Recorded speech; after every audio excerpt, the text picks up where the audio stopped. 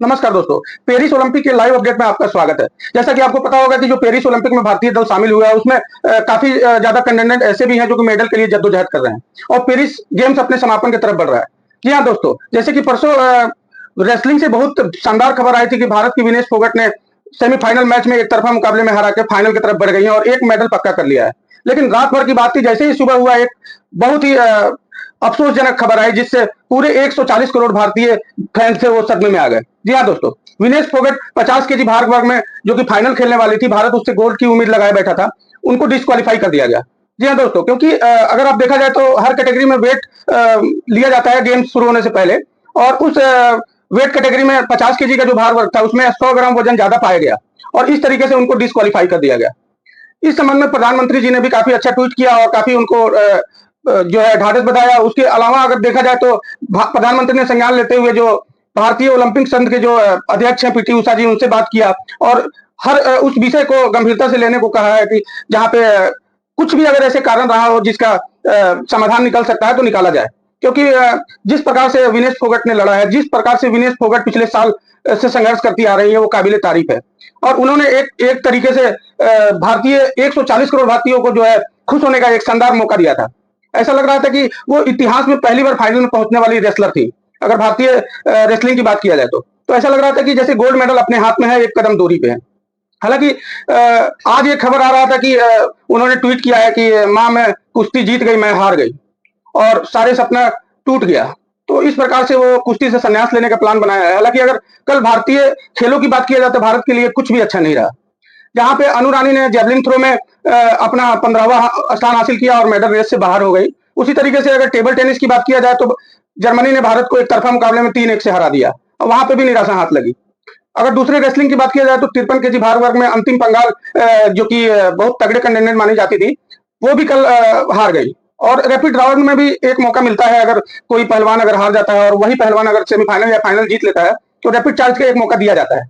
लेकिन अंतिम राउंड में रैपिड चार्ज का मौका भी गंवा दिया और इस तरीके से मेडल रेस से बाहर हो गई।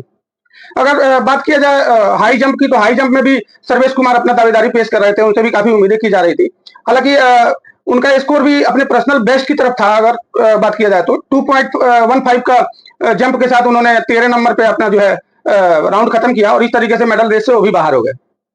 खासतौर पर देर रात जो मैच हुई थी उसमें मीराबाई चानू जो कि पिछले बार के सिल्वर मेडलिस्ट थी, उससे काफी उम्मीद किया जा रहा था।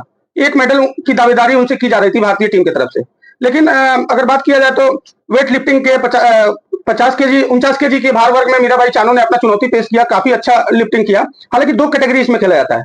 वेट लिफ्टिंग में अगर देखा जाए तो एक स्नैच का प्रतियोगिता होता है और उसी में दूसरा क्लीन एंड जर्क का होता है। तो स्नैच में तो उन्होंने पर्सनल बेस्ट दिया और 88 केजी का भार वर्ग में वेट लिफ्टिंग करके उन्होंने जो है अपना तीसरे स्थान पे क्लोज किया। लेकिन वहीं पे अगर बात किया जाए तो ऐसा लग रहा था कि मेडल के रेस में बनी हुई है। लेकिन दूसरे दौर की जब वेट लिफ्टिंग शुरू हुई, जहां पे उनको मतलब उनका एक ख्याति भी माना जाता है कि क्लीन एंड जर्क में उनका रिकॉर्ड भी काफी अच्छा है, 115 का उनका पर्सनल बेस्ट है। तो ऐसा उम्मीद किया जा रहा था कि स्टार्टिंग जो उन्होंने लिया था 111 केजी का स्टार्ट लिया था और पहला लिफ्ट उनका फाउल हो गया था, फेल हो गया था। उसके बाद उन्होंने दूसरा लिफ्ट जो लिया था 111 केजी के साथ, तो वो उनका सफल लिफ्ट लिया गया और इसी के साथ वो तीसरे नंबर पर चल रही थी। और उनका मुकाबला थाईलैंड के वेट लिफ्टर से था सीधे मुकाबले में, और थाईलैंड का वेट लिफ्टर ने उनसे ज्यादा वजन उठा के और 1 केजी का फासला रहा था। टोटल स्कोर उन्होंने 200 कर लिया और इनसे 1 केजी ऊपर जाके तीसरे स्थान पर पहुंच गई और मीराबाई चानू को चौथे स्थान से संतोष करना पड़ा।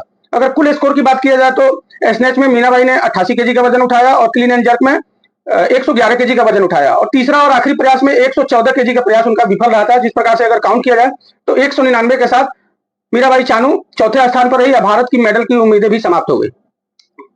अगर इस वर्ग की बात किया जाए तो इस वर्ग में ओलंपिक जो रिकॉर्ड के साथ चाइना ने यहाँ पे 206 का टोटल भार उठाया और यहाँ पे गोल्ड मेडल जीता।